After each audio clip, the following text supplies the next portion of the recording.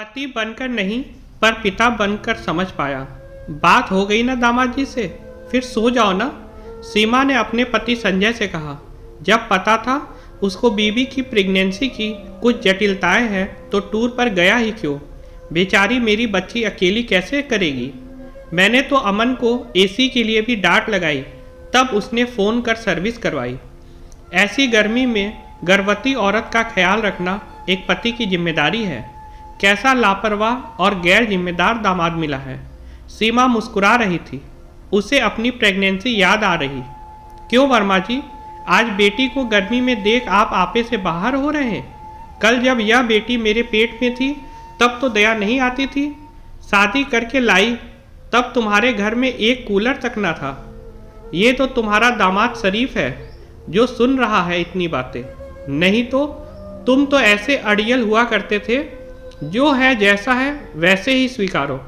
तुम्हारी सुविधाओं के हिसाब से यहाँ कुछ नहीं बदलेगा। सीमा ने ताना दिया। संजय को कुछ न सूझा।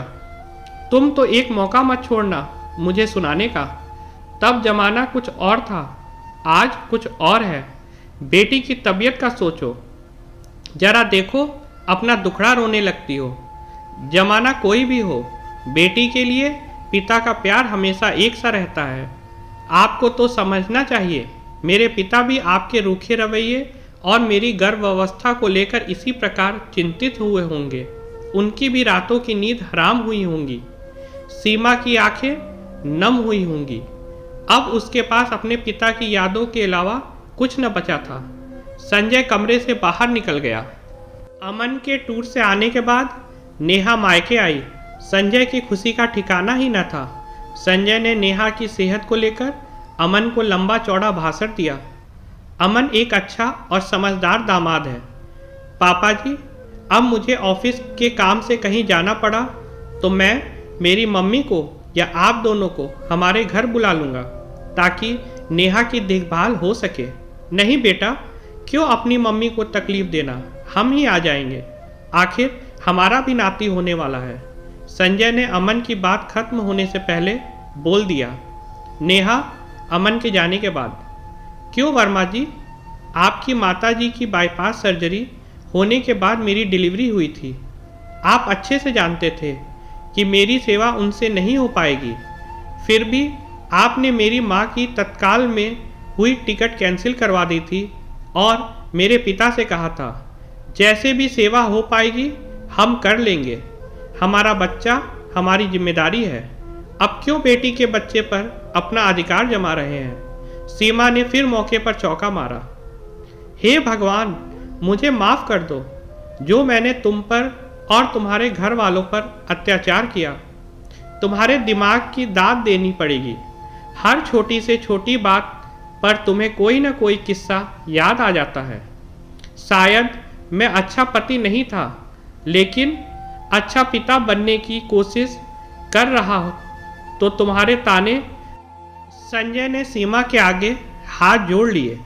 सीमा ने पति के हाथ पकड़कर कहा, आपको ताने देने का उद्देश्य आपको शर्मिंदा करना बिल्कुल नहीं होता। ये तो एक बेटी बहाने ढूंढती है अपने उस पिता को याद करने के लिए जो अब इस दुनिया में नहीं है। उस पिता के प्यार को तरसती है। ये बेटी आपके अंदर वैसा ही पिता देख बहुत खुश है। आपका नेहा के लिए यह प्यार देखकर मेरे अंदर की बेटी की आत्मा अपने स्वर्गवासी पिता से मिलने के लिए तड़प उठी है। फ़ोन पर या घर में घुसते ही नेहा की निगाहें सिर्फ आपको ढूंढती है। आपकी आवाज़ सुनकर या आपको देखकर जो खुशी नेहा को मिलती है, आपकी पत्नी उस खुशी को पाने को तड़प रही है। क्योंकि मैं ना आप अपने पापा को सुन सकती हूँ ना देख सकती हूँ। बात बात पर आपको ताना देना है, सिर्फ आपको याद करने के बहाने हैं। आप मुझे गलत मत समझना। अच्छे बेटे बनने की होड़ में आप एक पति बनकर अपने पत्नी की भावनाएं नहीं समझे, लेकिन आज एक पिता बनने के बाद आप उन भावनाओं को समझ पा रहे हो। सीमा का आंचल आंसू से भीग गया। क्या कहूँ सीमा, आज एक पति अपनी पत्नी से दिल से माफ़ी मांग रहा। संजय ने सीमा को बाहों में भर लिया और बोला, कुछ बातें अक्सर वक्त के साथ ही समझ आती है।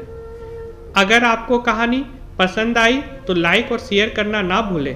और चैनल को ज़रूर सब्सक्राइब करें। Please subscribe my channel and thanks for watching. Thank you.